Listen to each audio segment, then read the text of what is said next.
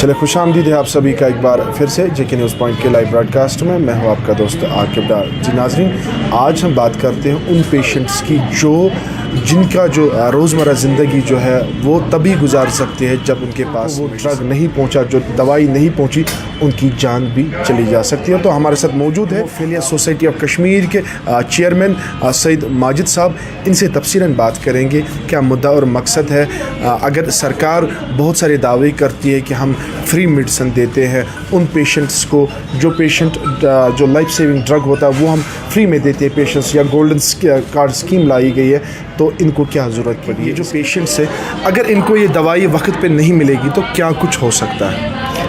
अगर इनको टाइम पे नहीं मिली, असल में इनको प्रोफाइलैक्सिस ट्रीटमेंट है जो कि हम ले रहे हैं। बहुत सारे करीब 100 से ज़्यादा पेशेंट जो लेते हैं ये प्रोफाइलैक्सिस, तो उससे उनको जो है ना breeding life threat breed chances जो है ना रिड्यूस हो जाते हैं। उससे लाइफ थ्रेट ब्रीड का खतरा बहुत कम रहता है। लेकिन अगर ये नहीं मिलेगा तो इनको लाइफ थ्रेट ब्रीड हो जाएगा। मैंने पहले ही बताया, सबड्यूरल, इंट्राक्रेनियल और ये एब्डोमिनल, इलियोप्साइड्स, हीमोटोमा ये हो सकते हैं। तो उसके बाद पेशेंट की डेथ हो सकती है। बहुत सारे पेशेंट्स की डेथ हुई भी पास्ट में। ये जो बीमारी है, या ये बाय बर्थ से बीमारी होती है या उसके बाद ये पैदा होती है, ये बीमारी क्या है? ये जेनेटिक डिसऑर्डर है और ये बाय बर्थ ही होता है।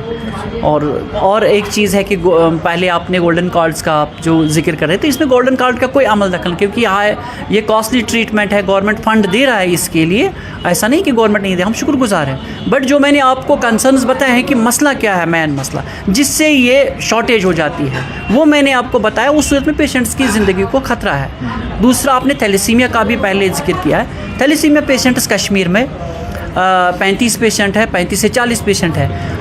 जबकि जम्मू भी कश्मीर का एक प्रोविंस है, तो वहाँ पर उन थैलेसीमिया पेशेंट्स को free of cost life saving medicine मिलता है। यहाँ की ये जो ब्लीडिंग डिसऑर्डर थैलेसीमिया जो है पेशेंट्स, इनको नहीं मिलता है। इनको अभी फ्री मेडिसिन नहीं दिया जाता है। उसमें खतरा रहता है इन पेशेंट्स को, क्योंकि ये फ्रीक्वेंट ब्लड ट्रांसफ्यूजन करते हैं, रेड ब्लड सेल्स इनको देनी पड़ती है। तो उससे क्या हो जाता है, इनको आयरन ओवरलोड से उनको खतरा रहता है, कार्डियक अरेस्ट, किडनी फेलियर वगैरह बाकी चीज़। तो अगर उनको ये मेडिसिन मिलेगी तो ये भी लाइफ बहुत आगे तक ले जा सकते हैं अपनी लाइफ को। यही है हीमोफीलिया का भी हाल। अगर ये मेडिसिन मिला इनको तो ये नॉर्मल लाइफ गुजार सकते हैं, ये स्कूल कंटिन्यू कर सकते हैं, ये थोड़ा सा अपना काम, अगर वो मज़दूरी के लायक नहीं होते हैं लेकिन थोड़ा सा काम कर सकते हैं, और चाहे वो शॉप हो, बिजनेस हो वगैरह, वो कर सकते हैं, या एटलीस्ट अपनी टांगों पर चल सकता है। सर, मेरा आखिरी सवाल है, क्या कुछ नया करना चाहिए गवर्नमेंट को इन पेशेंट्स के लिए, ताकि ये पेशेंट्स आगे सफ़र ना कर पाए? कुछ नई तरतीब है आपके पास?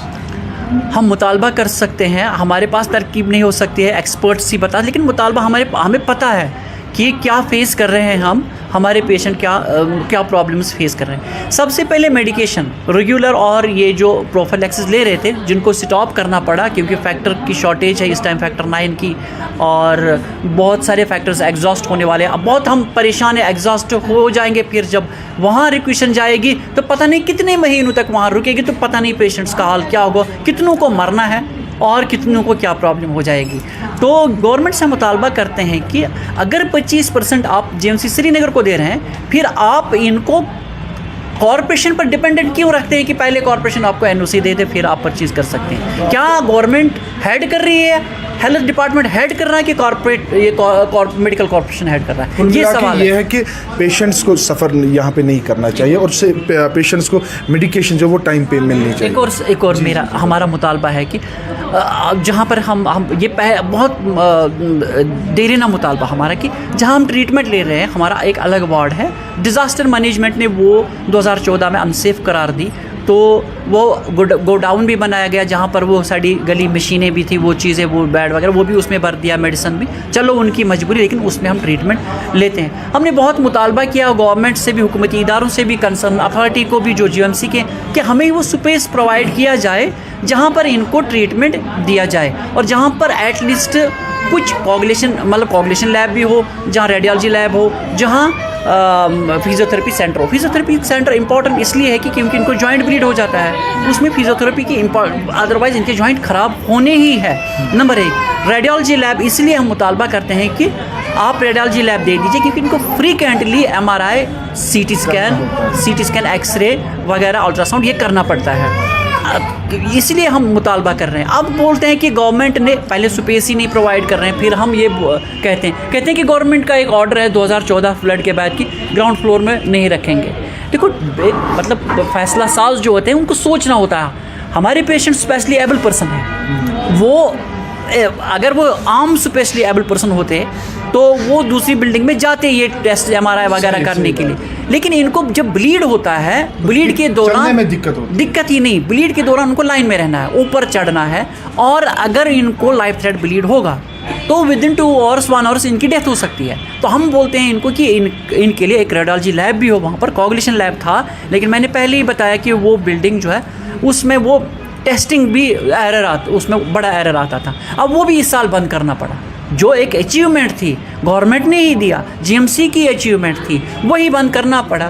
तो वो आप ही बताइए कि धीरे धीरे ये चीज़ें जो है, कुछ चीज़ें सही हो रही है, लेकिन कुछ ऐसी चीज़ जो इम्पॉर्टेंट है इसके लिए, हेल्थ सेक्टर की मैं बात करूँ, खासकर अपनी बात करूँ, जो धीरे धीरे ख़त्म हो। हमें कभी लगता है कि शायद ये डे केयर ही बंद ना हो जाए, ये बंद ना हो जाए। चले, बहुत बहुत शुक्रिया माजिद साहब, आपने हमें वक्त साथ हेमोफीलिया सोसाइटी ऑफ कश्मीर के चेयरमैन सईद माजिद साहब, इनसे हमने तफसीरन बात की है और उन पेशेंट्स के बारे में बात की है जो पेशेंट दवाई पे ज़िंदा है, और अगर इनको वक्त पे दवाई नहीं मिले तो इनकी जान भी चली जा सकती है। और इन्होंने मांग भी की है सरकार से कि एक अलग से फिजियोथेरेपी डिपार्टमेंट इनके लिए होना चाहिए, रेडियोलॉजी, क्योंकि इनको वक्त पे जो टेस्ट्स करने पड़ते तो इनको लाइन में रहना पड़ता है, उसके लिए इनको काफ़ी ज़्यादा दिक्कतों का सामना करना पड़ता है। तो ये मांगे सरकार तक पहुंचाने की कोशिश